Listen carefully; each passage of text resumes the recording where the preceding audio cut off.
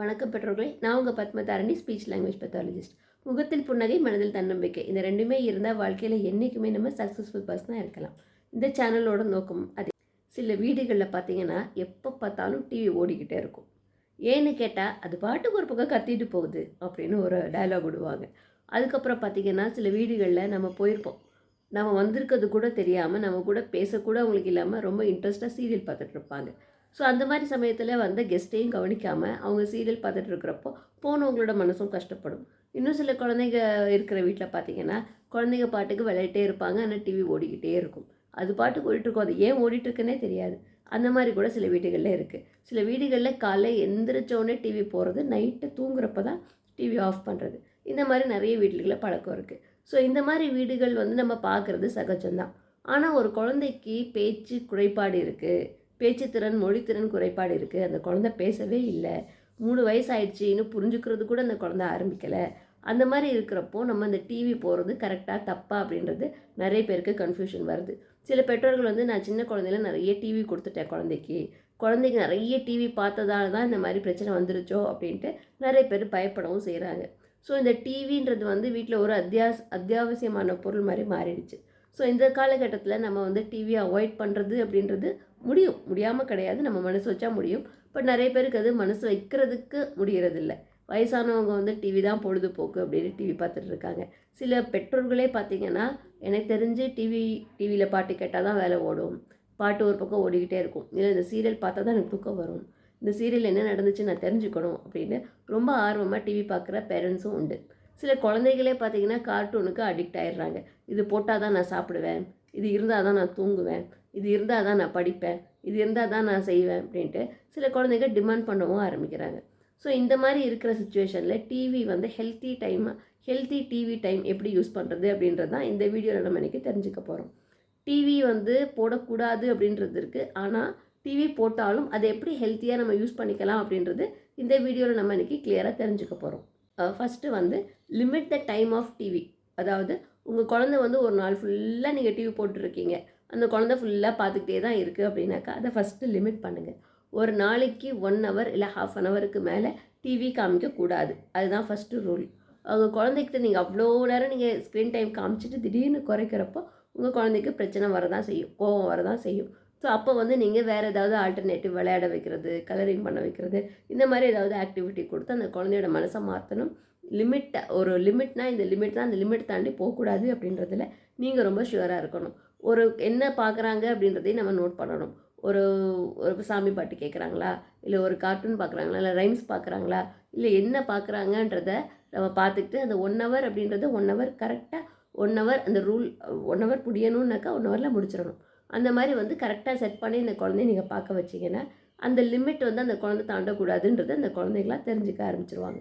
2வது பாயிண்ட் என்னென்னு பார்த்தீங்கன்னா, சில குழந்தைங்க பார்த்தீங்கன்னா டிவி பார்த்துக்கிட்டே இருப்பாங்க, அவங்க அம்மா என்ன வேலைனாலும் பார்க்கலாம். அதாவது பேரண்ட்ஸ் யூஸ் பண்ணுறது என்னென்னா, நான் என் வேலையை முடிக்கணுன்னா டிவி போட்டு விட்ருவேன், அவன் டிவி பார்த்துட்டே இருப்பான், நான் என் வேலையை முடிச்சிடுவேன், நான் கடகடன்னு சமையல் பண்ணி முடிச்சிடுவேன், அது வரைக்கும் அவன் டிவி பார்த்துட்டே ஒரே இடத்துல உட்காந்துருப்பான் அப்படின்னு. ஸோ இதுதான் ஒரு தப்பான பழக்கம். ஸோ நம்ம ஒரு வேலை பண்ணுறப்போ அந்த குழந்தைய நம்ம என்கேஜ் பண்ணாமல் அந்த குழந்தைய டிவி போட்டு விட்டு பார்க்க வச்சோன்னா அந்த குழந்தை பார்க்கும், இல்லைன்னு சொல்லலை, ஒரு இடத்துல உட்காந்துருந்து பார்க்கும்.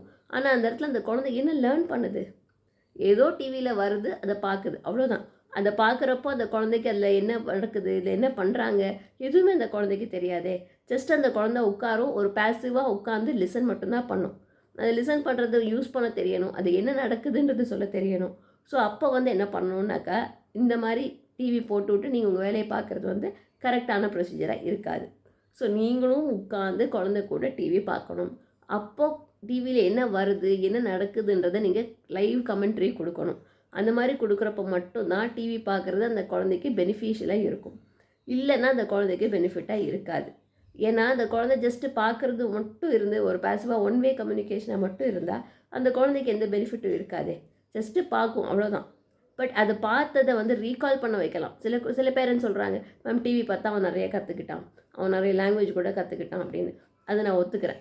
ஆனால் அதை ரீகால் பண்ணுற எபிலிட்டி அந்த குழந்தைக்கு வேணும்ல.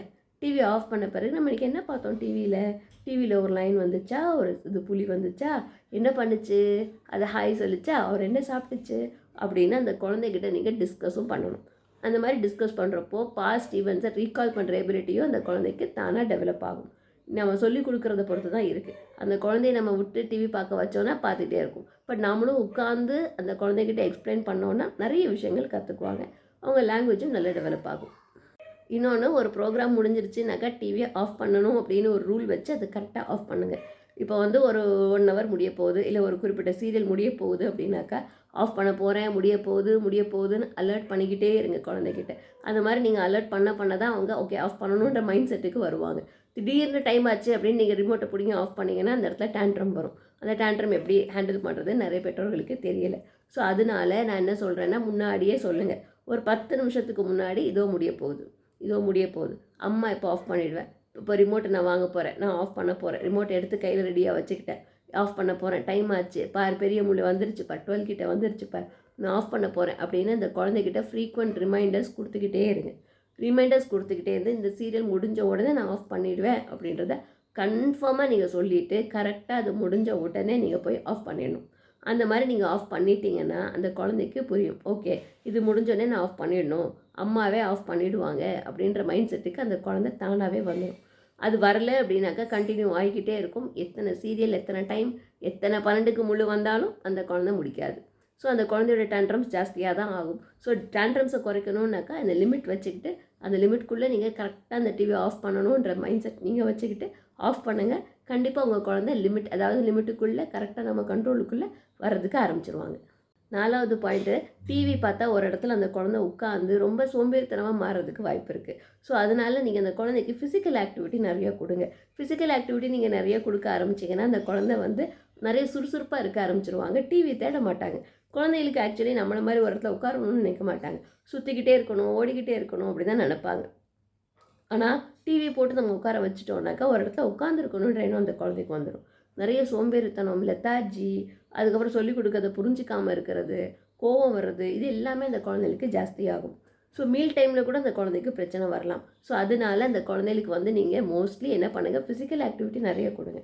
அதே கொடுக்க ஆரம்பிச்சிங்கன்னா அந்த குழந்தை தன்னைத்தானே ஃபிசிக்கலாக ஏதாவது ஆக்டிவிட்டி செஞ்சு என்கேஜ் பண்ண ஆரம்பிச்சுக்குவாங்க. டிவி போடணும் அப்படின்ற அவசியமே அந்த குழந்தைக்கு இருக்காது. ஓகே, இன்றைக்கி 4 முக்கியமான பாயிண்ட்ஸ் பார்த்தோம் பெற்றோர்களே. இப்போ இன்னொரு முக்கியமான விஷயம் நான் என்ன சொல்ல விரும்புகிறேன்னாக்கா, முக்கியமாக நீங்கள் மனசில் வச்சுக்க வேண்டியது, டிவி பேக்ரவுண்டில் ஓடுது அப்படின்னா அந்த குழந்தை லேர்ன் பண்ணாது. அதை ஃபஸ்ட்டு மனசில் வச்சுக்கோங்க. டிவி பாட்டு ஓடிட்டுருக்கு மேடம், அவன் ஒன்றும் கவனிக்க மாட்டான் அப்படின்னு நீங்கள் சொல்லலாம். ஆனால் அந்த குழந்தைக்கு கண்டிப்பாக லேர்னிங் வந்து அஃபெக்ட் ஆகும். டிஸ்ட்ராக்ஷன் நிறைய இருக்கும். ஸோ அதனால் பேக்ரவுண்டில் டிவி ஓடிக்கிட்டே இருக்கும் அப்படின்ற பேரண்ட்ஸ் வந்து தயவு செஞ்சு பேக்ரவுண்டில் டிவி ஓட வேண்டாம். இனிமேலாவது அதை ஆஃப் பண்ணி வைங்க. இன்னொன்று, கண்டிப்பாக அந்த குழந்தை தூங்குறதுக்கு முன்னாடி ஸ்க்ரீன் டைம் காமிக்காதீங்க. அது ஒன்று. இன்னொன்று, சாப்பிட்றப்போ ஸ்க்ரீன் டைம் காமிக்காதீங்க. டிவி போட்டு சாப்பாடு விட்டுறேன், அந்த டிவி போட்ட பிறகு அந்த குழந்தை தூங்க வைப்பேன் அப்படின்னு இந்த மாதிரி விஷயங்கள் மட்டும் செய்யாமல் இருங்க. கண்டிப்பாக உங்கள் குழந்தைக்கு டிவி வந்து ஒரு ஹெல்த்தி ஸ்க்ரீன் டைமாக மாறும். ஓகே பெற்றோர்களே, இந்த வீடியோ கண்டிப்பாக உங்கள் எல்லாருக்கும் ஹெல்ப்ஃபுல்லாக இருந்திருக்கும்னு நினைக்கிறேன். மறுபடியும் இன்னொரு இன்ஃபர்மேட்டிவான வீடியோவில் உங்கள் எல்லாரையும் நான் சந்திக்கிறேன். அதுவரை உங்களிடமிருந்து விடைபெறுவது உங்கள் பத்மதாரணி. நன்றி, வணக்கம்.